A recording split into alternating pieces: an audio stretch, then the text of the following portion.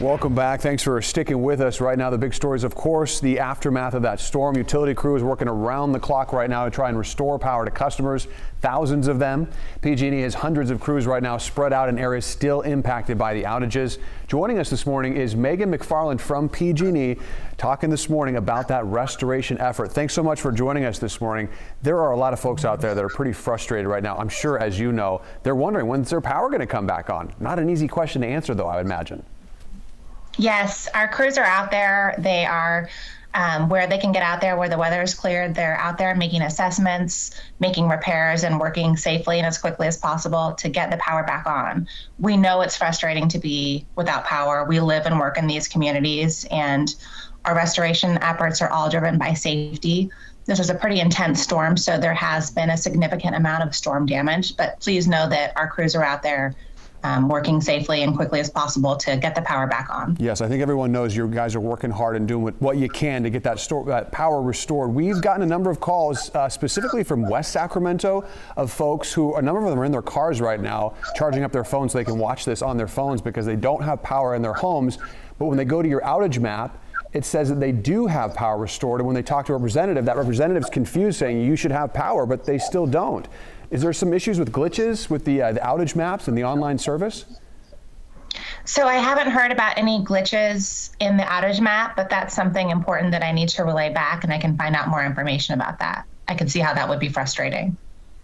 And where are we this morning in regards to the power getting back on? How many folks are still with no electricity in their homes? So in the in the Sacramento region, we have about 24,000 customers still without power. That's down from a high of 55,000 customers in the Sacramento region, but 24,000 without power right now. And we know earlier this morning it was around 500 different outages that you were spread thin trying to cover. What is that number specifically right now?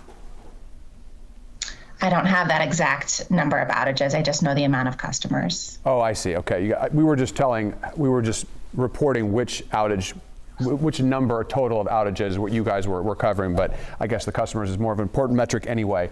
If there is somebody that has power that is not out or that is out and they're frustrated and they're being told maybe that the power should be back on, what would you recommend they do? Would you recommend they go to PG&E or call PG&E and try to ask, or do they just need to sit tight? So I would go to pge.com and log into your account and see if you can get more information there, and then continue checking the outage map. I'm going to go back to our IT department and relay that information so we can see if there's a glitch that we need to fix. And I mean, of course, this is a frustrating time for people that don't have their power. They're wondering when that's going to be on. We know you guys are working around the clock to try and solve that problem. When do you expect, and I know you can't put an exact time frame on it, but when do you expect we'll be out of the woods in regards to this for those folks that are still sitting at home with no electricity? So we still see some weather coming in over the weekend that could cause more outages. We can't put an exact time on when the power will be restored, but there has been a break in the weather and our crews are out there again making those repairs. It's all driven by safety, but we understand that people are frustrated and we're making a lot of progress on restorations. And one last question for you. I know it's driven by safety, so essentially if there is a power line in the road, that would be like a top priority, and then when it comes to just a residential neighborhood, that might fall lower on the list. Can you explain exactly how that works? I know we talked with you about it yesterday, but there might be some folks just tuning in today. Sure. So like I said, it's driven by safety. When the weather clears, our crews are out there. Obviously we would clear any down power lines or other hazards first, but then we have crews working overtime in the Sacramento region. We brought in crews from other areas, so we're really out there in force.